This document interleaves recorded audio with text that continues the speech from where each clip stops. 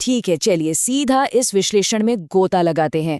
आज हम खूनी मंडे की एक ऐसी रोंगटे खड़े कर देने वाली कहानी को डिकोड करने वाले हैं जो सच में किसी की भी नींद उड़ा सकती है।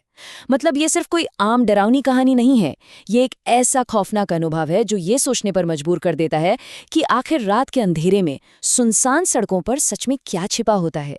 तो बिना किसी देरी के इस छलावे के राज से पर्दा उठाते हैं।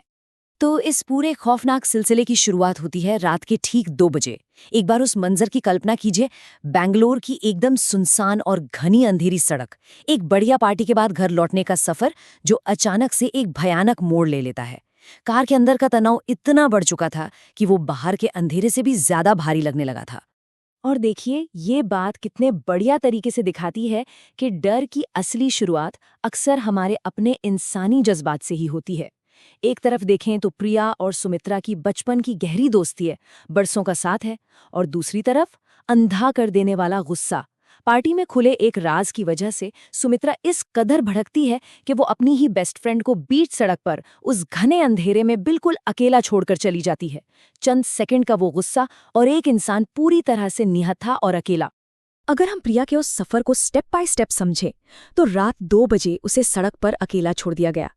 ऐसे में पहला रिएक्शन क्या होगा? घबराहट में कैब ढूंढना, राइट? लेकिन जब फोन में नेटवर्क ही ना हो तो डर दोगुना हो जाता है। कोई और रास्ता ना बचा देख प्रिया उस सुनसान सड़क पर पैदल ही निकल पड़ती है। और यहीं पर आता है उस अंधेरे सफर का सबसे अहम हिस्सा, वो अजीब सा कीचड़ का गड्ढा जहां से असल खौफ शुरू होने वाला था। चलते चलते अचानक प्रिया का पैर इस कीचड़ में जा धंसता है। पर ध्यान देने वाली बात यह है कि ये कोई आम कीचड़ बिल्कुल नहीं था। ये बेहद गाढ़ा था, हद से ज्यादा चिपचिपा, और इसमें से एक ऐसी भयानक बदबू आ रही थी जिसे बर्दाश्त करना नामुमकिन था। ये सिर्फ कोई फिजिकल प्रॉब्लम नहीं थी, असल में ये इस बात का पहला बड़ा इशारा था कि उस सड़क पर कुछ बहुत ही अजीब और अप्राकृतिक घट रहा है। उसी बदबूदार कीचड़ के पास प्रिया को सड़क किनारे एक लाल रुमाल पड़ा मिलता है।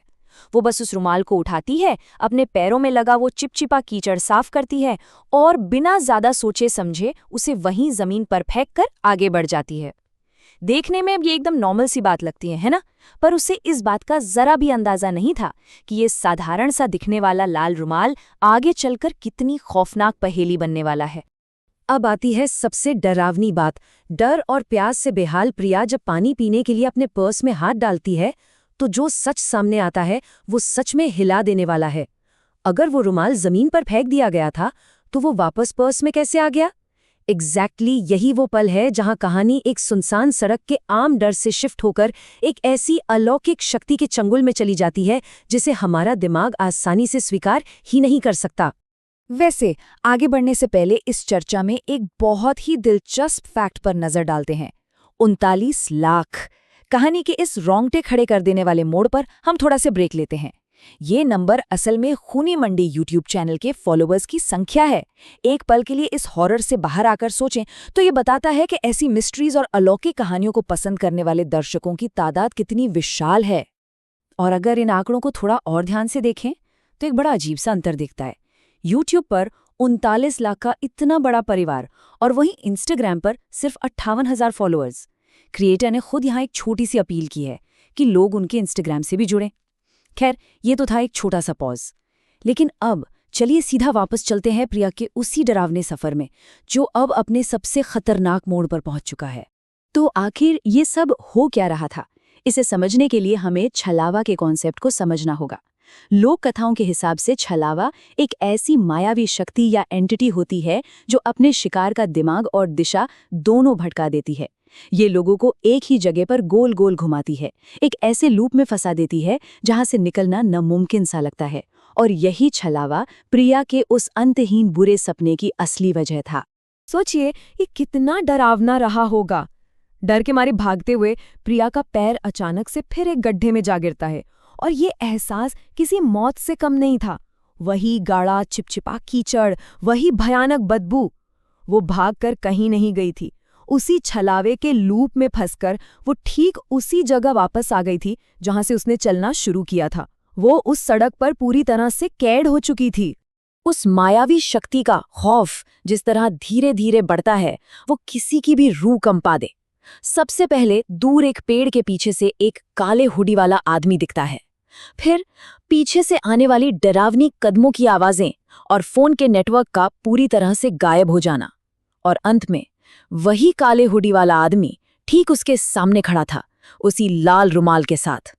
अंदर की तरफ धसी हुई आंखें, चेहरे पर गहरी दरारें जिनसे खून रिस रहा था, और होठों पर एक बेहद अजीब भयानक सी मुस्कान। उस खौफनाक चेहरे को देखकर किसी का भी हौसला टूट जाएगा। प्रिया ने भी अपनी आंखें बंद की और पागलों की तरह एक अंधी दौड़ लगा दी। ये एक ऐसी दहशत थी जहां इंसान का दिमाग बिल्कुल काम करना बंद कर देता है। पर किस्मत देखिए, विडंबना तो ये है कि यही अंधी दौड़ उसकी जान बचा लेती है। भागते भागते वो किसी बहुत बड़ी चीज से जोरदार तरीके से टकराती है और वहीं बेहोश होकर गिर पड़ती है।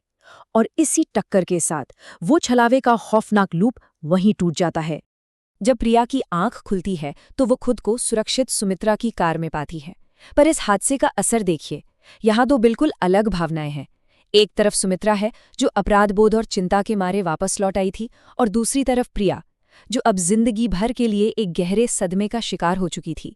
वो इस कदर टूट चुकी थी कि उसने उस रात का सच कभी किसी को नहीं बताया, और आज भी महज एक लाल रुमाल को देख लेना उसके रोंगटे खड़े कर देने के लिए काफी है। तो इस विश्लेषण को खत्म करते हुए एक बहुत ही गहरा सवाल सामने आता है।